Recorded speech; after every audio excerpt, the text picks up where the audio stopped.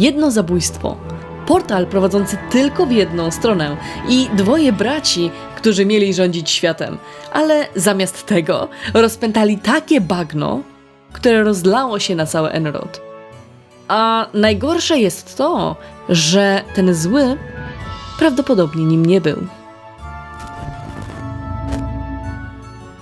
Uniwersum Might and Magic to studnia bez dna. W dzisiejszym odcinku zagłębimy się w historię Iron Fistów, o dwóch takich, co ukradli Enrod, oraz o tym, że nie wszystko złoto, co się świeci, oraz że nie każdy zły charakter bez powodu walczy o swoje dziedzictwo.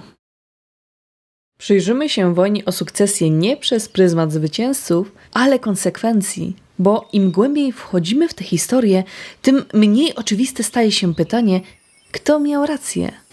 A odpowiedź, jak zwykle w Might and Magic, wcale nie jest wygodna. Jak to bywa w trzymającej napięciu książce bądź filmie, każda dobrze napisana intryga zazwyczaj zaczyna się od czyjejś śmierci. Warny 4. Ktoś zapragnął ukrócić rządy monarchy z rodu Iron Fistów.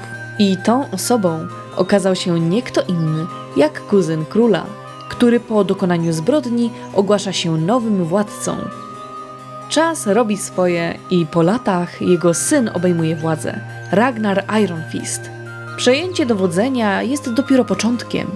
Niedługo po tym Ragnar żeni się z Ewiną, ukochaną Morglina. Była to kropla przelewająca czarę goryczy dla kuzyna króla. Zarówno Ewina, jak i tron byli przeznaczeni jemu w jego idealnym świecie. Niedługo było czekać, aż Morglin da upust swojej złości i będzie chciał zrobić to, co kiedyś ojciec Ragnara. Tylko jednak jeśli chce się coś zrobić dobrze, trzeba to zrobić samemu. Bo mag, którego Morglin najął do tego zadania, dał, krótko mówiąc, ciała. W dodatku wydając swojego zleceniodawcę. Morglin, widząc, że kończą mu się opcje i że został zagoniony w kozi róg, ratuje się ucieczką przez bramy starożytnych i trafia wprost na Enrod. Taktyczny odwrót na z góry upatrzoną pozycję okazał się dopiero początkiem zmagań. Nowy świat, nowe wyzwania oznaczają zupełnie nowy układ sił. Staje w szranki o władzę z lokalnymi władcami tamtejszego świata, barbarzyńcą Slayerem, czarodziejką Lamandą i czarnoksiężnikiem Alamarem. Siła determinacji Morglina sprawia, że zwycięża i ogłasza się pierwszym królem Enrod. Niedługo potem, między 1126 a 1130, rodzą się dwaj najbardziej popularni bracia na całym kontynencie, Archibald i Roland. 20 lat później ich ojciec umiera, nie wskazując następcy. I dzieje się to, co w każdym klasyku, czyli bitwa o władzę. Zgodnie z przyjętymi zwyczajami i tradycją, następcę tronu wyłania Mickiewicz. To jest królewski wieszcz. Jednak przypadki i złe zrządzenia losu chodzą po ludziach oraz wieszczach. I tak 4 z nich nagle ginie w niewyjaśnionych okolicznościach. Jeden kończy swój żywot podczas katastrofy morskiej, drugi nieszczęśliwie ginie na skutek wypadnięcia z okna, trzeci ponosi śmierć na skutek ataku smoka, a 4 umiera z powodu zjedzenia szkodliwego jedzenia. Archibald, chcąc ubiec brata, śmiało oskarża go o pozbycie się ich. Z powodu tak poważnych pomówień Rolandowi nie pozostało nic innego, jak ucieczka z twierdzy w obawie o swoje życie. Ostatecznie nowa osoba zostaje wybrana na wieszcza, który ogłasza Archibalda następcą Morglina. No i zabawa się zaczyna. Wybucha wojna o sukcesję i przeogromna imba mająca wpływ na całe królestwo. Obaj bracia wzięli się do roboty w walce o sukcesję. Pracują i wzmacniają swoje zasięgi oraz wpływy w najbliższych regionach. Przyjęli zgoła różne taktyki, zupełnie jak ich charaktery. Archibald poszedł klasycznie dla niego drogą siły, podporządkowując sobie niepewnych lordów i wcielając barbarzyńców z dalekiej północy do swojej armii. Roland z drugiej strony wybrał bardziej dyplomatyczny sposób. Zamiast zmuszać i motywować kijem, wolał zjednać sobie ludy pobliskich ziem, cierpiących z powodu chaosu. Wyścig wpływów i zbrojeń trwa w najlepsze. Archibald próbuje uzyskać wsparcie wyroczni w bezpiecznej przystani, lecz po decyzji odmownej tupi nóżką i kradnie 4 ważne artefakty. kryształy pamięci, co doprowadza do sparaliżowania jej działania. W tym samym czasie jego czarnoksiężnicy szukający złota napadają na krasnoludzką osadę, mordując wszystkich bez wyjątku. Złota jednak ani śladu. Król krasnoludów, widząc co się dzieje, zwraca się o pomoc do Rolanda. Prośba zostaje spełniona i armia pod wodzą generała księcia Zbiega skutecznie odpiera atak czarnoksiężników. Rocklin oferuje Rolandowi bezwarunkowe wsparcie, zostając jego sojusznikiem. Kampania stopniowo nabiera rozpędu, a przełom następuje po uzyskaniu dojścia do surowców z gór Karator.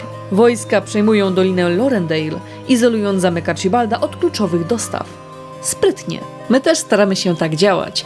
Zachęcam serdecznie do zostawienia suba, komentarza, lajka czy podbicia, jeśli macie taką możliwość. To was praktycznie nic nie kosztuje, a nam daje znać, że podoba się wam to, co robimy. No, to w sumie koniec ogłoszeń parafialnych. Lecimy dalej. Tymczasem wojna o sukcesję wkracza w swoją końcową fazę. Kiedy dochodzi do finalnej walki, Lord Hart broni pozycji przed mieszkańcami Nekropolis, podczas gdy Roland prowadzi szturm na miejscówkę brata. Archibald zostaje pokonany, zamieniony w kamień oraz przeniesiony do jednej z wież znajdujących się w zachodnim skrzydle. Tylko z tym wyjątkiem, że Archie nie przepadł jak kamień w wodę, a odpoczywa w kamiennej formie pośród książek do pewnego momentu. Wartym odnotowania jest fakt, że południowy Sfinks w kampanii Rolanda wskazuje Archibalda jako prawowitego króla, pozostawiając ocenę wydarzeń bez jednoznacznej odpowiedzi. To tylko pokazuje, że punkt widzenia zależy od punktu siedzenia i kto wie, być może źle oceniliśmy książkę po okładce? Z drugiej strony, gdyby Archibald cierpliwie poczekał, bez robienia killing spree na wieszczach, to też pomogłoby mu zdecydowanie. Po zakończeniu wojny o sukcesję Roland rządzi długo i spokojnie. 1 sierpnia 1154 roku po ciszy hajta się z Kaśką, a rok później witają na świat syna Nikolaja. Ale historia ta nie kończy się na żyli długo i szczęśliwie. Ich spokój kończy się w 1162 roku wraz z Nocą Spadających Gwiazd, która staje się początkiem kolejnego koszmaru, tym razem kosmosu, nazywającego się Kriganie. Roland niemal natychmiast bierze od razu sprawy w swoje ręce. Wydaje rozkaz lordowi Kilburnowi, aby zajął się sprawą i przeprowadził gruntowny rekonesans. Jednak nie wszystko poszło po jego myśli, bo ekspedycja lorda znika w Czarnym Hrabstwie. Umiera również starosta hrabstwa Aaron Hampton. W takiej sytuacji król sam podejmuje się zadania, mianuje Actona Spindlera nowym starostą i kontynuuje poszukiwania. W trakcie wyprawy regularnie pisze listy do Katarzyny, powierzając je Sulmanowi, swojemu doradcy. Spoiler alert, listy nigdy do niej nie dotrą. W Eldenbrook, w Rajskiej Dolinie, Roland staje do walki oko w oko z Kriganami. Ginie 83 z 500 jego zbrojnych oraz 272 diabły. W dodatku duża ilość wojów zaczyna zapadać na nieznaną chorobę. Po początkowym sukcesie Roland jednak zostaje zmuszony do ewakuacji, dowiadując się, ile nadciąga wojsk wroga. Zamiecie śnieżne, jak i samo tempo wroga dają podstawy sądzić, że ma wokół siebie zdrajcę. W Kriegspire, dawnej siedzibie nekromanty z czasów wojny o sukcesję, Roland planuje dalsze działania strategiczne. Pisze ostatni list do Katarzyny, prosząc o wsparcie i wyrażając obawy. Przeczucie nie myliło Rolanda.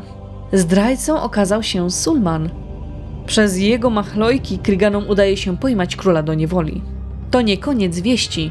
11 czerwca 1165 roku przed ciszą Archibald doczekał dnia, w którym znów odetchnie świeżym powietrzem. Zostaje odczarowany przez ocaleńców ze Słodkiego Zdroju. Proszą Archiego o pomoc w uratowaniu planety przed nadchodzącym niebezpieczeństwem. Nie kwapił się zbytnio do nadstawiania karku, lecz w ramach wdzięczności za odkamienienie przekazuje im zwój zawierający czar rytuału pustki, po czym znika. W kolejnych latach przejmuje kontrolę nad Gildią Nekromantów na Enrod, a następnie zostaje mistrzem Gildii Nekromantów w Dejrzy. Ale o tym już wiecie, w końcu oglądaliście przecież nasz materiał poświęcony nieumarlakom, prawda? Prawda? Pod koniec 1167 roku Archie otrzymuje informacje od swoich żołnierzy o tzw. ludziach morza oraz dziwnych artefaktach z wyglądu przywodzących na myśl małe, czarne pudełeczka. Ma jedną cechę wspólną z bratem. Nie czeka, a działa. Natychmiast zarządza poszukiwania i podjęcie akcji, co się udaje, przynajmniej po części, bo tyle udało się znaleźć z przybyszów. Po początkowej współpracy dochodzi do rozłamu między frakcją militarną a naukową. Archibald wraz z tą drugą przenosi się do laboratorium Clankera. W 1169 roku lordowie Harmondale dotarli do Krainy Olbrzymów, by raz a dobrze pozbyć się Cregan z Antagarich. Nie uchodzi to uszom Archibalda, który kontaktuje się z nimi, informując o tym, że w tym samym miejscu więziony jest Roland z prośbą o jego ratunek. Podczas infiltracji kolonii Zond jego brat zostaje odnaleziony i uwolniony. Udaje się do Erathi, eskortowany przez Archibalda. Roland przekonuje Katarzynę, aby puściła jego brata wolno. W końcu pomógł mu się wydostać z niewoli. Finalnie Archibald zostaje wygnany z Erathi i wraca do laboratorium Clankera. Ostatnie wzmianki o Rolandzie pochodzą z 1172 roku, gdy wraz z Katarzyną i wieszczem Xantorem znika podczas podróży morskiej. Po miesiącach okazuje się, że przetrwali kataklizmy w pobliżu Jadaim, lecz przez 4 miesiące nie mieli możliwości dotarcia do brzegów Ravenshore z powodu pirackiej blokady morskiej. Po tym, jak znika zagrożenie ze strony niszczyciela, Roland z Kaśką wracają do domu. Niedługo po tym dochodzi do jednego z największych wydarzeń uniwersum – rozliczenia. I tak kończy się historia rodzeństwa. Co ciekawe, to nie koniec przygód Archibalda, jeśli weźmiecie pod uwagę pewien fanowski projekt do Heroes 5. Kampania Legends of the Ancients skupia się na wydarzeniach w Axiot, gdzie nasz mistrz taktyki nekromancji odgrywa główną rolę. Polecamy samemu się zagłębić. Link w opisie. Jeśli chodzi o samą modyfikację, to na 4 zostały wydane dotychczas 3 księgi. Nie wiadomo, kiedy pojawi się kolejna i szczerze powiedziawszy, nie wydaje się, jakby miała się pojawić. Ale spokojnie, jeśli chcecie poczytać jeszcze więcej na temat swoich ulubieńców, to jest jeszcze dokument autorstwa Juliena Pirot, gdzie zaprezentowana jest pełna historia wydarzeń od 1 do 4 księgi. Gość jeszcze później robił nad Heroesami 6 i 7 oraz Might and Magic 10 dla Ubisoftu.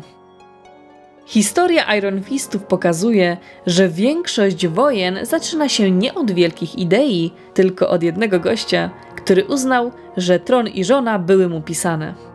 Wojna o sukcesję nie wyłania jasnego bohatera, bo Archibald rządził jak tyran, a Roland wygrał, ale potem i tak wszystko zaczęło mu się sypać. Nawet kiedy konflikt się kończy, gra sama mówi nam wprost, że prawowitym królem mógł być ten, który przegrał, więc cała ta wojna zaczyna wyglądać jak gigantyczny błąd systemowy. Inwazja Cregan tylko dobitnie pokazuje, że królestwo osłabione wewnętrzną wojną nie jest gotowe na prawdziwe zagrożenia. I dlatego historia braci Iron Fist nie jest bajką o dobru i złu, tylko lekcją o tym, że ambicja bez hamulców zawsze wystawia rachunek prędzej czy później. A wy co myślicie na temat historii braci Iron Fist? Czy dało się uniknąć tego politycznego ambarasu? Dajcie znać w komentarzach. A tymczasem my lecimy szykować dla was kolejny materiał. Do zobaczenia.